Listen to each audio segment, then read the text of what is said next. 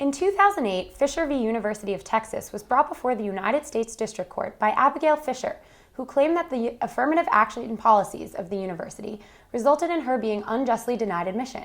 The United States Supreme Court agreed to hear the case this past February and is expected to reach a decision soon. Here with us to comment is Government Professor Anna Marie Smith. Professor, thank you for coming.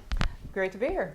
Will you just give us a little background as to what's really playing out in this case? Okay, so the existing affirmative action law, which is established in Grutter, a very important decision handed down in 2003, says that higher education institutions can take into account race when they're making admission decisions, as long as they have a balanced, holistic assessment of each candidate, and race is just one factor among many that they're taking into account.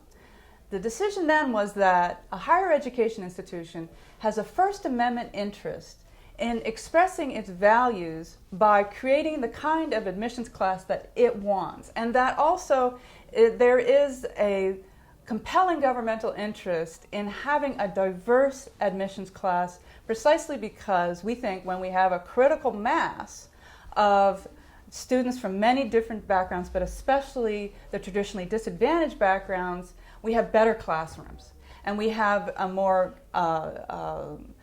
interesting and articulate and pointed discussions going on our campus, and we want that. And so those of us who support affirmative action and support the Grutter decision really like the way the law as it stands. Now, what's going on in this particular case is that the state of Texas was automatically admitting into the University of Texas any student who came within the top 10% of their high school graduating class.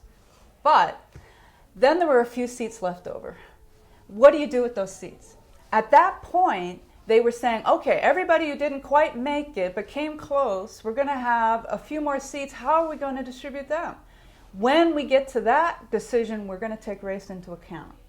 It's very, very secondary. You've got most of the kids getting accepted in that top 10% group, but with those few extra seats, we're going to take race into account. And yes, where there's a traditionally disadvantaged minority, we will give them a little extra points. Now, Abigail Fisher's white. She didn't come in the top 10% of our graduating high school class. She was not admitted, and she feels she was discriminated against. In fact, she went to university outside the state.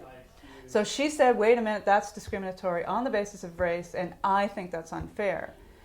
We didn't think, those of us who support affirmative action didn't think the Supreme Court was going to hear this case because, look, Grutter was only decided in 2003. Right. Well, they surprised us, and they said, even though that decision looked ahead 25 years and said, we think this is going to be good law for at least 25 years, only 9 years later, the Supreme Court said, we'll hear it again. We think that we should be paying attention to affirmative action again. And so now we've got this case. We've had the oral arguments 2 weeks ago. Hard to say how it's going to go, but it's a very, very important case. And as we said earlier, they're expected to reach a decision somewhat soon. Right. How do you predict a decision like this will affect universities, not just in Texas, but nationwide? Well, that's got several parts to it. First, you have to make me guess how it's going to come down, right? So first of all, we don't have a court of 9. We have a court of 8. Right. Okay. So Eleanor Kagan did recuse herself. She was the Solicitor General. She was involved in this case, and so she recused herself. Fine. So we got 8 left. How are they going to break down? We know for sure that Chief Justice Roberts does not like governmental policies that are race conscious, that take race into account, even for remedial purposes. We know this because of a very important decision involving primary and secondary schools, parents involved, that was handed down in 2007. In that case, he was absolutely clear. He does not like race-conscious policies. So he's definitely going to be voting against the University of Texas and on Abigail Fisher's side. So that's one. Thomas, clearly, he doesn't like affirmative action. Alito, Scalia, they don't like affirmative action. So there's 4 right there. Breyer, Ginsburg, they're pretty clear. They're going to vote in favor of affirmative action, and so does Sotomayor. So where does Kennedy go? If Kennedy goes with the first 4, then we've got 5-3.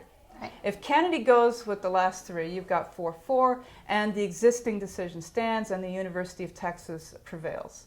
But Kennedy's the swing voter. So what do we think this swing voter is going to do?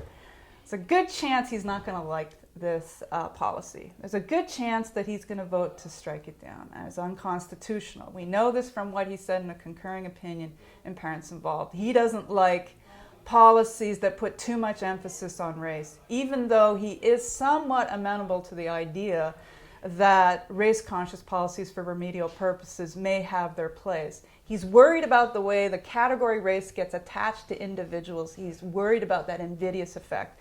And so he is highly likely to go with the first four, meaning 5-3. So let's say Fisher wins. How is this going to affect Cornell? Well, Cornell's got two parts to it.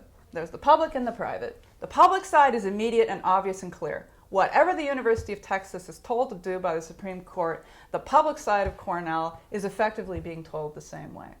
Now, what about the private side?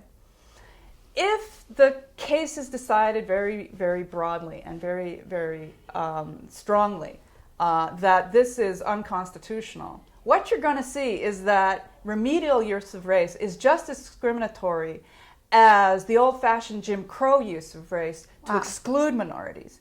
If they go that far, that means that affirmative action is a form of discrimination that then kicks in the Civil Rights Act, Title VI. Any school getting federal funds, hello, we all do, will then be barred from discriminating on the basis of race, and that now includes affirmative action, and the private side of Cornell gets involved. In other words, gets touched by this decision as well and will have to adhere to it just as much. We don't know. We don't know how big and broad and aggressive they're going to be.